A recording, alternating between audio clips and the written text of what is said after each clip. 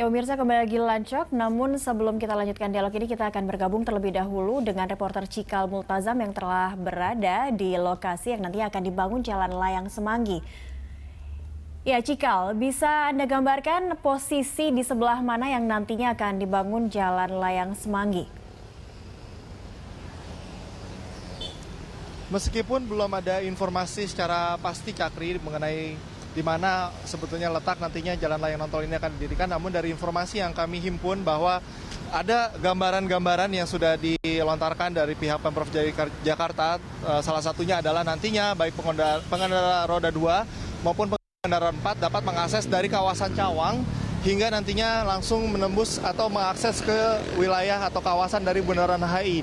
Ini artinya jika kita menggambarkan arahnya demikian, maka nantinya juga pembangunan dari Jalan Layang Nontol ini akan didirikan tepat di flyover Semanggi ini, tak jauh dari Plaza Semanggi yang memang di sini menjadi pusat keramaian dari lalu lintas terutama pada jam-jam sibuk nanti. Dan tentunya informasi yang kami dapatkan juga dari arah sebaliknya, tak hanya dari Cawang menuju ke kawasan pusat, namun kita bisa mengambil contoh misalnya Cakri dari kawasan Ratu Plaza yang menuju ke kawasan Cawang. Nantinya ketika Jalan Layang Nontol ini telah didirikan, bisa langsung mengakses lewat jalan layang tadi, tidak harus melewati akses jalan bawah atau jalan Gatot Subroto yang selama ini juga terkenal dengan kepadatannya. Dan rencananya memang dari informasi yang kami dapatkan dan juga komentar atau statement yang dilontarkan oleh Gubernur DKI Jakarta Basuki Cahayapurnama bahwa direncanakan nantinya groundbreaking dari Jalan Layang Nontol Semanggi ini akan didirikan atau diresmikan pada sekitar bulan April 2016 dan nantinya bisa dioperasikan dan juga digunakan ditargetkan pada pertengahan tahun 2017. Adapun estimasi anggaran diperkirakan mencapai 500 miliar, namun dari informasi yang kami himpun dan anggaran dan dana tersebut bukan dari APBD, merupakan dari pihak swasta, yakni dari Mori, sebuah perusahaan dari Jepang. Meskipun begitu, kita sama-sama berharap bahwa nantinya pendirian dari Jalan Layang Nontol ini tentunya dapat meningkatkan kenyamanan lalu lintas, terutama di pusat di ibu kota Jakarta ini. Cakri. Ya, baik Cikal, terima kasih atas laporan Anda. Pemirsa, reporter Cikal Multazam dan juru kamera Muhasin Jalal melaporkan langsung dari kawasan Semanggi, Jakarta. Ya, kalau tadi kita lihat gambaran itu tadi bisa terlihat di mana titik macet di saat pagi dan di mana titik macet di saat jam pulang kantor ya. Yeah. Ya Pak, tadi kalau misalnya dikatakan Pak Yusmada, kalau dikatakan oleh Pak Yayat, ini Pak Yayat sebenarnya setuju atau tidak nih jadinya? Sebetulnya untuk membantu mengurangi atau memperlancar arus pengaturan kendaraan itu sangat membantu. Tapi yang perlu kita cermati dan perhatikan adalah pengaturan pada saat kendaraan keluar dari jalan tol dan keluar dari pusat kegiatan SCBD di sekitar Sudirman itu. Artinya ada upaya yang harus dilakukan sebelum proyek Jalan Layang ini dibangun. Sebetulnya itu kan sebetulnya kita tentang traffic managementnya saja. Bagaimana mengatur flow atau pergerakan kendaraan itu supaya tidak terjadi crossing atau pertemuan yang memang saling menghambat di dalamnya. Apalagi pada saat-saat jam sibuk. Nah, itu menjadi catatan penting ya, khususnya karena posisi jalan keluar dari pusat kegiatan utama di sekitar sentra bisnis distrik di sekitar Sudirman itu persis dekat dengan jalan keluar dari kendaraan yang keluar dari jalan. Baik, Pak Yusmada, tanggapannya seperti apa, Pak? Ya, yang diceritakan Pak Yayat ini ya itu kondisi keseharian sekarang ini. Ada nggak adanya itu jalan itu. Ya, ada pintu tol yang keluar dia mau ke arah Monas yang tadinya harus lewat Kolong, bertabrakan dengan yang lurus mau ke Grogol. Ini tetap terjadi nanti, tapi kita tarik ke arah ini sebelumnya dia langsung belok ke kanan. Jadi dia tidak lagi lewat Kolong. Ya, jadi dengan tidak lagi lewat Kolong ini prinsip tadi, prinsip pengaturan arus utama ini tidak ada lagi konflik di Kolong atau di atas. Artinya menghilangkan simpul pertemuan dari itu ya. Yang kita khawatirkan memang ketika ini sudah nggak ada konflik, jalur ini terus lurus mengalir. Nah, bagaimana yang tadi kecepatan bisa lebih tinggi, Nah pertemuannya tadi, konflik tadi yang dari keluar tol dengan yang mau lurus ini harus diatur. Nah itu nanti kita udah pertimbangkan, barangkali nanti pintu tolnya mungkin digeser lebih ke belakang lagi supaya ada jarak juga, ada jarak dia menjalin itu. Seperti itu. Nantinya rencananya akan groundbreaking di April atau di Mei seperti itu Pak Yusmanda. Nah ini persiapan tadi yang dikatakan juga oleh Pak Yayat. Masyarakat ini kadang pengguna jalan sudah ada marka jalan, tapi mereka kadang tidak mengindahkan marka jalan itu. Nah nanti saat proses pembangunan ini sudah mulai berlangsung, apa yang nantinya akan disiapkan? Mungkin rekayasa lalu lintas yang akan seperti apa yang akan disiapkan untuk di 3 lajur itu, keluar dari SCBD, gerbang tol, dan juga pertemuan dari arah Gatot Subroto. Jadi saya ceritakan gini, jadi diharapkan nanti ya, saat ini kan dalam masih proses tender ya. Tender mungkin nanti kontrak itu sekitar bulan Februari atau Maret. Baru ditentukan. Ya, tender itu. Nanti setelah itu, setelah ada kontrak, nah kontraktor ini memperdalam desain engineeringnya. Nah, artinya ini desainnya belum baru basic design kita. Ini nanti kontraknya design and build. Ya, dia mendesain dan merencanakan. Kita hanya memberikan kriteria-kriteria desain kepada kontraktor itu. Ya. Nanti setelah itu jadi dapat kontrak, kita minta dia memperdalam desain. Nah di dalam rangka mendalami desain itu kita perhatikan aspek-aspek banyak. Nanti aspek bagaimana traffic management during construction-nya seperti apa, ya apa-apa saja yang harus dilakukan supaya tetap kondisi lalu lintas saat ini tidak begitu terganggu. Nah, saya sampaikan ya pembangunan ini menggunakan lahan yang di empat klavernya itu, ini bundarannya itu ya. Artinya tamannya mungkin agak sedikit tidak indah lagi ya Pak ya. Nanti karena tamannya ada akan terganggu, yang pancang. Tapi nanti di dalam paket kontrak ini kita minta dia mengembalikan taman itu, bahkan itu harus lebih baik lagi. Termasuk nanti lampu-lampu penerangannya. Oke. Pak Yayat, ini apa yang kalau menurut Pak Yayat hal-hal yang harus diperhatikan dalam pembangunan ini nantinya Pak Yayat? Ya, yang pertama itu kan Taman Semanggi tadi dikatakan adalah sebuah bentuk kontribusi CSR dari sebuah perusahaan otomotif.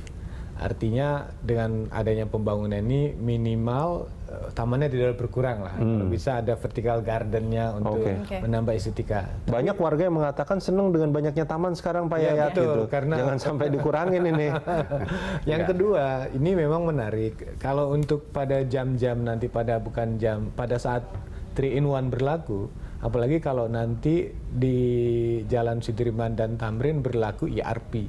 Jadi ada konsep TDM, Traffic Demand Management ya, untuk mengurangi pergerakan kendaraan yang masuk atau mengendalikan. Itu memang. Nah, sebelum kita lanjutkan ke situ Pak, ini kan menarik sebetulnya. Konsep IRP itu kan sebetulnya udah sangat lama sekali sebagai salah satu upaya untuk mengurai kemacetan. Akhirnya itu seperti pajangan. Wacananya belum diaplikasikan, sudah ada rencana lain. Nah, ini sebetulnya kalau bisa bersinergi bisa bagus. Ya, artinya kendaraan bisa dikendalikan yang masuk ke Tamrin dan Sudirman, dan aksesibilitas dipermudah bagi mereka yang dari jalan tol. Nah, sekarang kan kita harus memperhatikan di luar jam, misalnya nanti kalau udah IRP pasti 3-in-1 dihapuskan lah ya, dihapuskan. Nanti di situ memang sangat membantu untuk mengurangi kendaraan. Tapi yang memang menarik adalah sebelum kita ke Semanggi itu ada flyover Simpang Susun yang sudah dibangun di Kuningan. Nah, itu sebetulnya akan menambah jumlah volume kendaraan untuk semakin banyak, cepat, dan tiba di Semanggi. Nah, jadi memang dulu harus diakui ada persimpangan di Kuningan yang memang agak bisa mengendalikan jumlah kendaraan. Tapi dengan adanya jalan layang susun, itu orang lebih cepat dan akumulasi terjadinya penumpukan kendaraan akan lebih cepat di Semanggi. Nah, sekarang kan tinggal bagaimana pengaturan traffic manajemennya. Sebetulnya kalau mengacu kepada desainnya, saya sependapat bahwa tadi kan dalam bentuk perspektifnya dulu ya, secara arsitektural wah ini bagus. Tetapi pekerjaan detail engineering desainnya, DED-nya itu kalau bisa betul-betul memperhatikan aspek kondisi ruang yang ada. Saya sependapat bahwa nanti ada misalnya pengaturan. Ini sebetulnya pintu keluar tol yang dekat Polda terlalu dekat sebetulnya dengan akses untuk jalan naik. Ini pintu keluar tol depan yang Polda. depan Polda itu depan ya? Polda itu. Artinya itu harusnya dimundurkan Nah, lagi. kalau dimundurkan atau bagaimana harus berbicara dengan PT Jasa Marga di dalamnya. Sama bagaimana pengaturan, pengelolaan, sama pintu masuk dan keluar dari beberapa pusat perbelanjaan, sama pengelola jalan tolnya. Karena saya yakin kalau pada saat jalan tol, pintu tol di situ sudah menggunakan kartu. Artinya tidak ada transaksi secara seharusnya bisa lebih cepat. Nah, harus lebih cepat. Tapi pada jam-jam sibuk, kita harus akui bahwa persoalan terbesar itu sebetulnya di jalan utama Jakarta itu adalah bagaimana memindahkan 2-3 juta orang tuh keluar secepat-cepatnya. Ini tantangan besar loh. Sebetulnya orang yang tinggal di Jakarta itu, yang di pusat kota itu, kita kisaran sekitar 800.000 orang. Pekerjanya itu yang hampir 1,2 yang memenuhi. Nah, dan mereka juga datang juga banyak menggunakan kendaraan pribadi. Nah, ini menariknya ya, kita ke depan mudah-mudahan Tamrin Sudirman itu bisa bagus. Sebetulnya harusnya skenario ini diperbandingkan, jangan hanya pada jalan layang semangginya, tapi bagaimana nanti dengan ada MRT. Dengan ada MRT, prediksi penurunan jumlah penggunaan kendaraan pribadi mungkin akan turun. Kedua, dengan signifikan ada, tidak? mungkin berpengaruh secara signifikan. Tapi kan menjadi pertanyaannya, belum ada kajian yang memperbandingkan seberapa besar jumlah penurunan penggunaan kendaraan pribadi di Jalan Tamrin Sudirman itu dengan adanya MRT, dengan adanya ERP, dengan adanya pengaturan lain. Ini menarik sebetulnya dengan pertanyaan belum ada pengkajian itu. Nah, soal jalan layang ini, Pak Yusmada, apakah ada pengkajian artinya dengan dibangunnya jalan layang ini akan mengurangi secara signifikan sampai berapa persen kemacetan yang ada di sana? Atau ya ini pasti akan mengurangi, tapi berapa banyak yang itu? Saya sampaikan ini sudah dilakukan kajian dari Kementerian PU waktu itu ya. Justru yang alternatif terbaik ya ini. Seperti ini. Pilihannya selain ini apa Pak tadinya Pak? Ya hanya pembenahan di bawah itu ya. Ya pembenahan di bawah, tapi tidak signifikan. Karena tadi kembali lagi persoalan Semanggi ini karena ada pertemuan-pertemuan arus besar itu, arus utama tadi. Nah, bagaimana kita memisahkan itu yang paling penting. Yang paling penting itu. Yang memisahkan itu. Itu yang kita ini kan. Kalau ditanya berapa persennya itu ya saya berpikir ya berharap dengan pemisahan arus ini sudah tidak ada lagi hambatan. Tentunya nanti kita akan berpikir bagaimana selanjutnya. Bagaimana yang di ruasnya, ada merging itu ya, penggabungan di setelah flyover itu turun itu. Nah, itu harus pengelolaan yang ini kita kelola lagi itunya. Saya tadi minta makasih. Jadi begini, sedikit aja, memang yang kita atur adalah faktor crossing itu, konflik di simpul utama itu dengan memperhatikan aspek kecepatan rata-rata kendaraan. Nah, mungkin kita berpikir bahwa dengan adanya simpang susun Semanggi yang baru ini, rata-rata kecepatan kendaraan akan lebih meningkat. Nah, itu mungkin asumsi dasarnya adalah bahwa untuk mempercepat. Jadi kemacetan karena bukan apa-apa. Di Semanggi itu ya, dia penumpukan itu terjadi karena ada bangkitan baru yang keluar dari pintu tol Semanggi. Nah, jadi mereka yang dari arah Tomang, dari arah bandara, dari arah Grogol itu keluarnya persis dekat dengan simpang layan susun. Nah, ini yang harusnya dikaji kembali. Pintu keluar dari jalan tol yang dekat pintu Semanggi itu dekat sekali. Nah, disinilah yang harusnya. Sudah ada hambatan. Nah, karena ini betul dikatakan tadi bahwa terjadi konflik di Semanggi itu sehingga ada pelambatan kendaraan yang dari arah Tomang atau Selipi itu yang cukup panjang karena pertemuan yang keluar dari jalan tol di arah Semanggi, mereka yang dari jalan Es Parman atau dari jalan Gatot Subroto bertemu di situ, ada yang lurus sama ada yang akan masuk ke arah ini. Nah, disinilah sebetulnya kita berharap ketika desain ini dilakukan, tolong perhatikan akses yang terjadi untuk keluar masuk dari jalan tol yang ada.